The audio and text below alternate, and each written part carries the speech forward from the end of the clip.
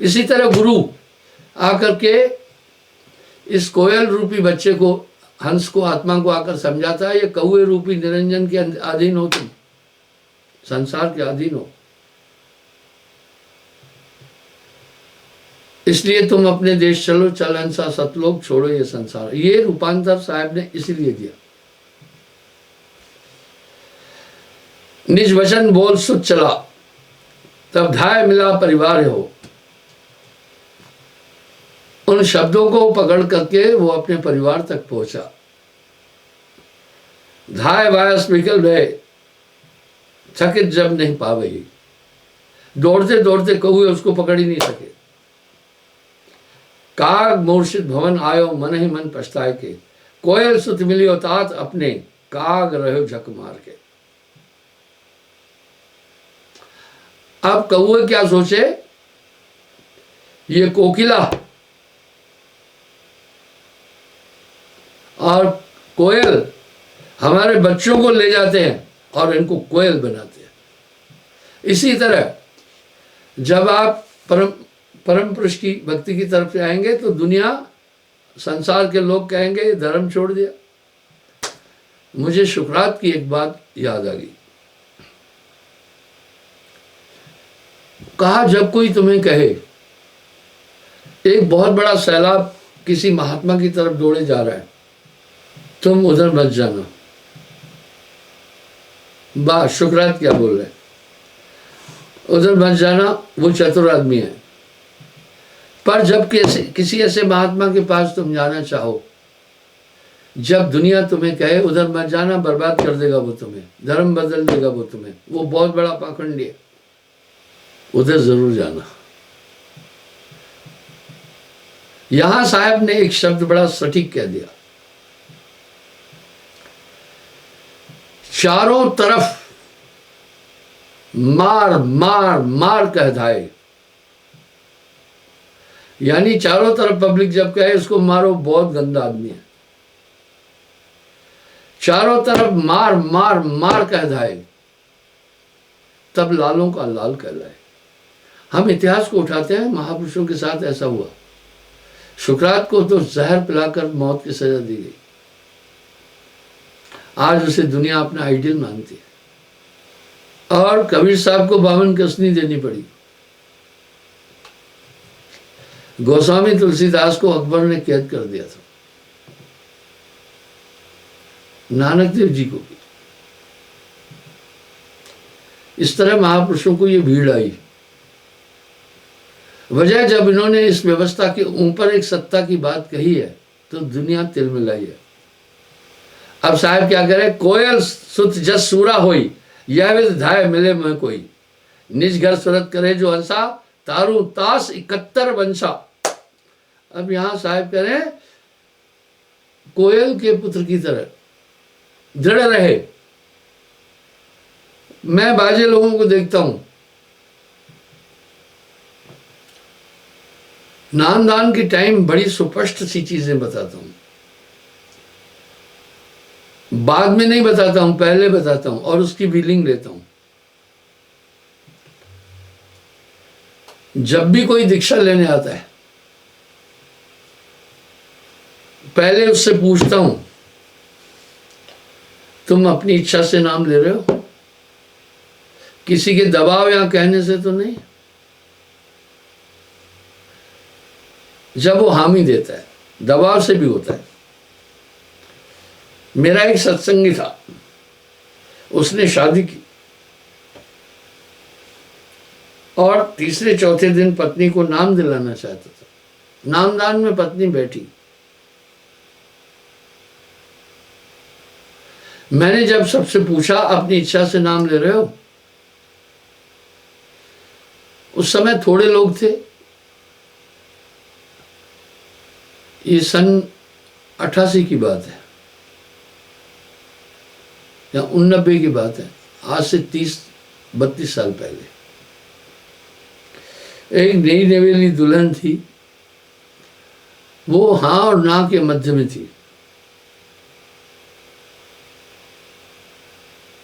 मैंने उससे पूछा, बेटे क्या तुम अपनी इच्छा से नाम ले रही हो, सही बोलो, तुम्हारी बॉडी लैंग्वेज से लगता है जैसे तुम्हारी पूरी विलिंग नहीं है। उसने कहा सही है, मैं नाम नहीं लेना चाहती हूँ अभी। मैंने कहा जब नाम नहीं लेना चाहती हो तो या आप नामदान पंडाल में क्यों आई? बोला महाराज मेरा पति आपका शिष्य है, शादी के बाद वो मेरे हाथ से कुछ खाता ही नहीं। उसने बोला जब तक नामदान नहीं लोगी मैं तुम्हारे हाथ का कुछ नहीं खाऊंगी। मैंने कहा चलो ठीक है, मैं तो परमात्मा का नाम देना है, इसमें तुम्हें क्या उलझन है? बोला महाराज मैं पहले किसी की उपासना करती हूँ, मेरे परिवार में भी। मैं आपकी आइडियोलॉजी के बारे में कुछ नहीं जानती हूँ, पर इन्होंने मुझे फोर्स दिया।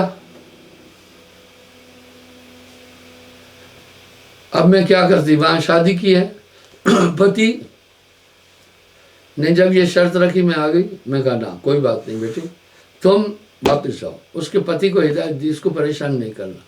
भक्ति थोपी नहीं जाती है, भक्ति तो श्रद्धा के पात्र में छोड़ी जाती है। किसी की गर्दन पर तलवार रख करके कोई भक्ति नहीं कराई जा सकती है, वो तो स्वेच्छा से होती है। उसने बोला गुरुजी मैं कुछ समझी नहीं, आपका क्या मार्ग है, क्या मत है, सत्संग भी नहीं सुना मैं, मुझे कुछ ज्ञान नहीं है, लेकिन ये तो मेरे पति मुझ पर एक दबाव डाले तुम्हारे हाथ का ही नहीं खाना है। तब मैं आ गई। मैं कहा नहीं कोई बात नहीं, इस तरह विलिंग चाहिए। तो मैं उसको पहले कहता हूँ भाई अपनी इच्छा से नाम ले रहे हो, जब उसकी विलिंग हाँ ठीक है, फिर मैं पूछता हूँ 3 महीने के अंदर अगर कोई मांस या शराब का सेवन किया है तो हाथ खड़ा करे, उसको नहीं देता हूं नामदान। फिर मैं कहता हूं 7 नियम है, इनका पालन कर सकते हो तो ठीक है, नहीं तो आप जा सकते हैं। पहला सत्य बोलना, साच बराबर तब नहीं, झूठ बराबर पाप, जाके हृदय साच है भागे हृदय आप। दूसरा मांस न खाना। साहब ने तो अपनी वाणियों में कहा, मैं कहूंगा दुनिया बुरा मानती है, मांसाहारी मानवा प्रत्यक्ष राक्षस जान, इनकी संगत मत करो हे भक्ति में हान। राक्षसी भोजन है, ठीक है। किसी जीव को नहीं मारना, जीव दया और आत्म पूजा, इन सब देव और नहीं दूजा, ठीक है। तीसरा कोई भी नशा नहीं करना। अमल पदार्थ जग में जीते, जितने भी नशे वाली चीजें हैं, अभक्ष्य जानकर तजिए देते, सबको अभक्ष्य जान करके छोड़ना है। अभक्ष्य यानी मांस की तरह ही त्यागना। बोला हाँ। चौथा बोलता हूं परस्त्री गमन न करना। पर नारी के रास्ते अवगुण है गुणनाय, रावण के 10 सिर गए पर नारी के मार। हमारे यहाँ सोशल लाइफ है, इस धर्म में इसकी गुंजाइश नहीं है। प्राचीन काल में जो पुरुष परस्त्रीगामी होता था उसे विभिचारी करके बनाए देते थे। जो स्त्री परपुरुषगामी होती थी उल्टा कहकर उसे, चिनार कहकर उसे अलग कर देते थे। ये तो हमारी संस्कृति में, कोई नई चीज तो बताई नहीं। 5वां कहता भाई चोरी नहीं करना, ये तो कानूनी अपराध है, धार्मिक अपराध है। 6ठा कहता हूं जुआ मत खेलना।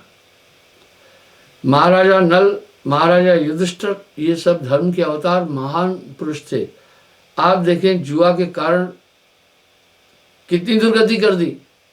युधिष्ठिर ने जुआ की तेज में आकर अपने भाइयों, अपनी पत्नी और अपने आप को भी दांव पर लगाया। इससे बड़ा उदाहरण क्या दे। दुर्योधन की क्या जरूरत थी कि द्रौपदी का चीरहरण करता, हार गए। जुआ आज न मुआ तो कल मुआ। 7वां बोलता हूं हक की कमाई खाना। हक पराया खामना, कुछ सुअर कुछ गया। क्योंकि हराम खाने से बच्चे हरामी हो जाएंगे, आपके शरीर में बड़े रोग आएंगे। इसलिए सुकृत अंश की कमाई खाना है। संतों ने इस पर बहुत वजन दिया। ठगी बेईमानी नहीं करनी। जब सहमति होती है फिर मैं एक बात कहता, एक परमेश्वर की उपासना, एक परम पुरुष की उपासना, किसी रावण की, किसी चेले चपटे की नहीं बोल रहा हूं। बोलते हैं ठीक है। फिर मैं हिदायत देता हूं, टोना टोटका, जादू, झड़ी, जंत्र, मंत्र, तंत्र, ग्रह नक्षत्र, भूत प्रेत आदि नहीं मानना। ये तामस भक्ति है, ये मोक्षदायिनी नहीं है। इसलिए एक नाम का भरोसा, और आपको प्रिजर्व कर दिया जाएगा। वो नाम की ताकत आपको सुरक्षा दी। ठीक है, उसके बाद नाम देता हूं। अब आप विचार करें, क्या गलत बताया? मैं मोर देन मिलियन लोगों को नाम दिया, किसी का धर्म नहीं बदला, किसी की जात नहीं बदली, इससे मुझे कोई संबंध नहीं है। बस आप नियम का पालन करो, किसी भी जाति के हो, किसी भी धर्म के हो, किसी भी बिरादरी के हो, वेलकम करता हूं।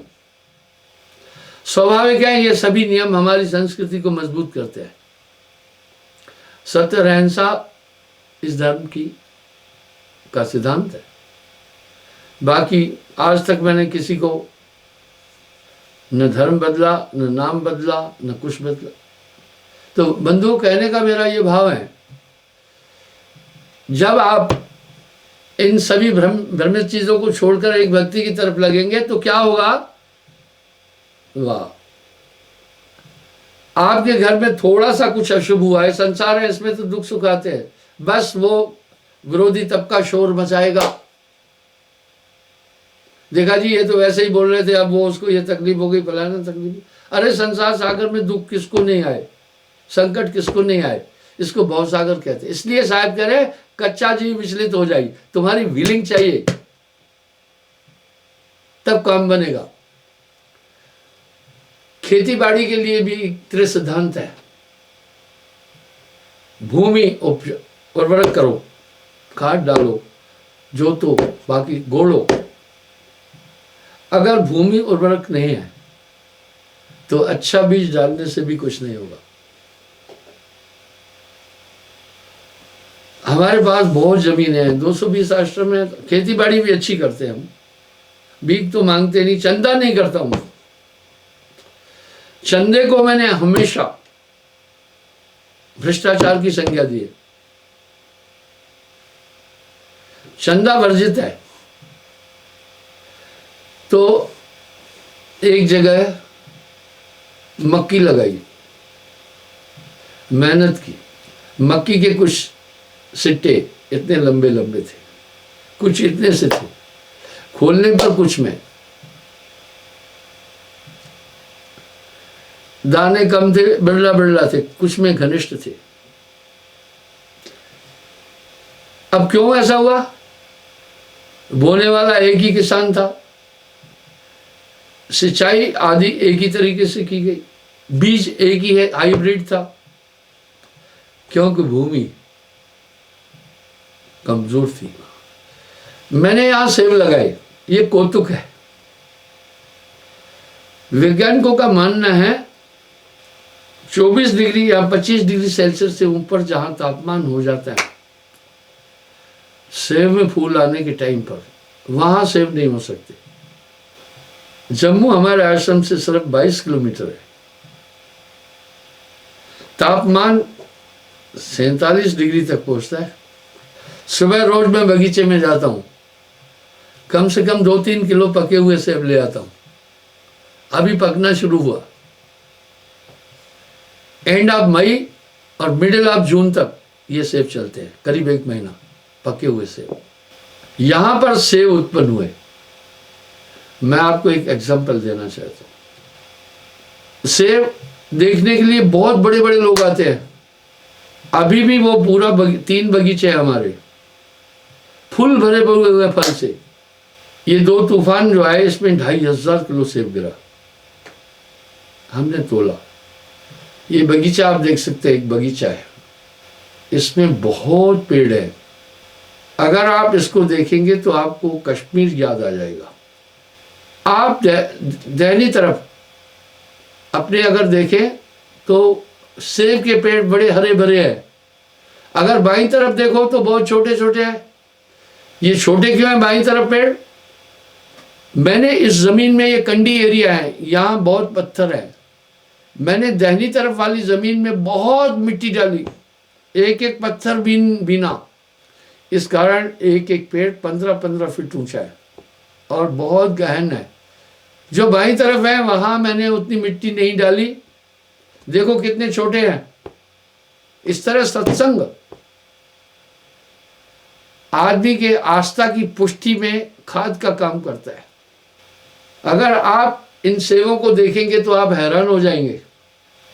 आप यकीनी तौर पर ये भरोसा नहीं कर पाएंगे कि ये जम्मू की बात है। एक एक सेब 250-250 ग्राम का है। एक सेंट्रल यूनिवर्सिटी के वो आपने वाइस चांसलर साहब आए, उनको काफी ज्ञान है इसका, तो उन्होंने कहा इतने क्लियर सेब कश्मीर में भी नहीं है।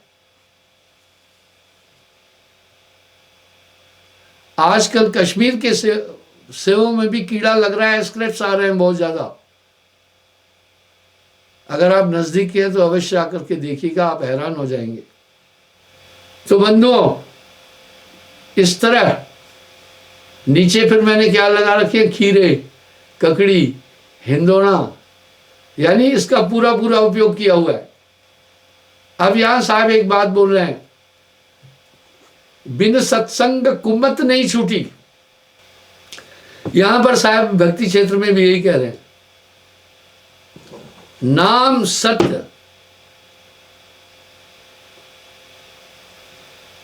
गुरु सत्य हो, आप सत्य जो होए, तीन सत्य जब एक हो विश्व से अमृत होए। ये तीनों सही चाहिए। स्वेच्छा निर्मित तन, जब तक आपकी संसार के पदार्थों के प्रति इच्छा है तो पुनर्जन्म विदते। तो भक्ति स्वतंत्र सकल गुण खानी, बिन सत्संग न पावे प्राणी। इसलिए साहब क्या करें, निज घर सुरत करे जो हंसा, तारू तास 71 बंसा।